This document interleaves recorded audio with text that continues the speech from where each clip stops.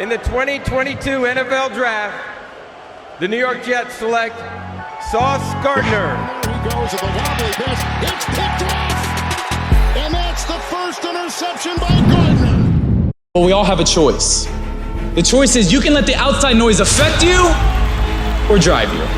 What's it going to be? But he is going to be met hard and met fast by number 31 of that defense, Daryl Green, a name that I have said again and again tonight. Daryl Green making a huge tackle.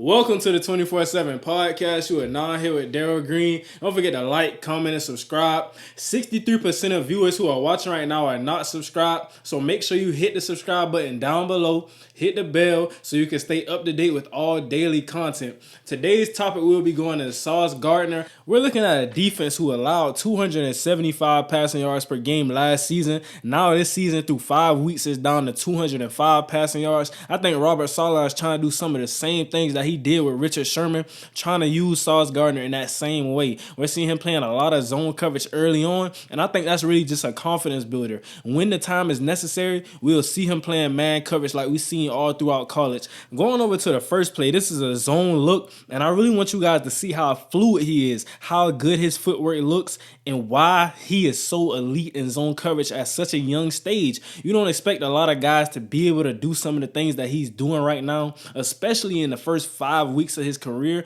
but he's doing some very elite things. We're going to see a zone coverage look. He's getting into his back pedal. As we see Mark Andrews, he's threatening his zone. So he opens up to Mark Andrews. And then once he takes away the threat of that, now the quarterback has to go into his progression, make his next read, and that's going to be the check down to the outside. So we look at the check down. He flips his hips. I want you to see how he flips his hips so effortlessly and fluidly. Look how he flips his hips and makes a play on this ball.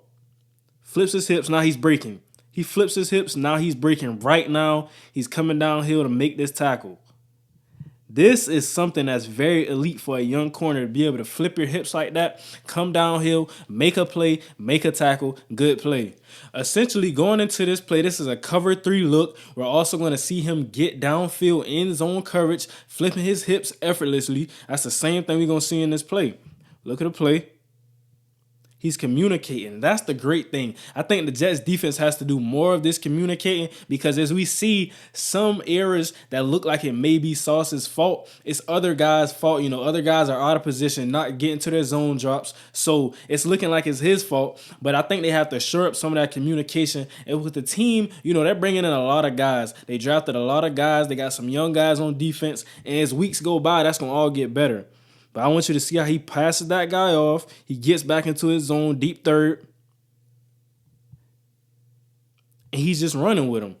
I want to get rid of the whole narrative that Sauce Gardner was too tall or maybe even too slow, too stiff. You know, that was the narrative coming out. People tried to nitpick, bring a lot of things with him just because he was such a good guy. And, you know, a lot of people, they say no prospect is ever perfect. And no prospect is ever perfect. But this is a very, very talented and skilled corner. And a lot of people try to nitpick with him. But you see the speed. He's getting downfield. He's not beat. He ultimately makes a play on this ball. Pass breakup. In this play right here, this is why a lot of people want to see him in man coverage, because his length, his makeup speed, the way he is able to break on the football, that makes him that separates him from the rest of the field. That really separates him.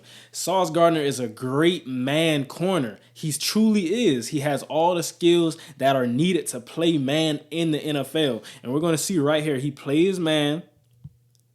Soon as the receiver breaks, he has that makeup speed. Look how quickly he gets his foot in the ground and he's breaking on that football.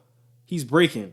So you can't throw that. Lamar Jackson is scrambling out of the pocket. He's running with him. He's staying with him. He's plastered all over him. He's running with him. Now he tries to throw this ball, and Sauce Gardner is locking this dude down on this play. There's no way you're going to complete that pass, especially against a guy with this type of length. So Lamar has no option but to throw it out of bounds. Okay, this play here, he's going against Jamar Chase. We know what Jamar Chase is as a receiver.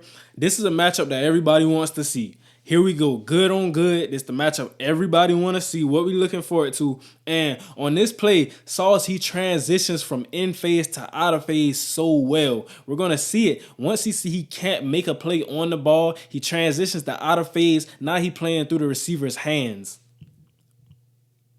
Like I said, a lot of people try to knock his speed, but he's keeping up with these guys. It's no problem. He's in phase. He's in phase. The ball's coming. He sees that Jamar Chase is threatening to beat him. So now he has that hand on his hip. He's in a trail position, in phase, ready to make a play on the ball. However, we see once he see that he can't make a play on the ball, get an interception, get a deflection, he transitions to out of phase, and now he's playing through Jamar Chase's hands. And this is what leads to him getting the breakup.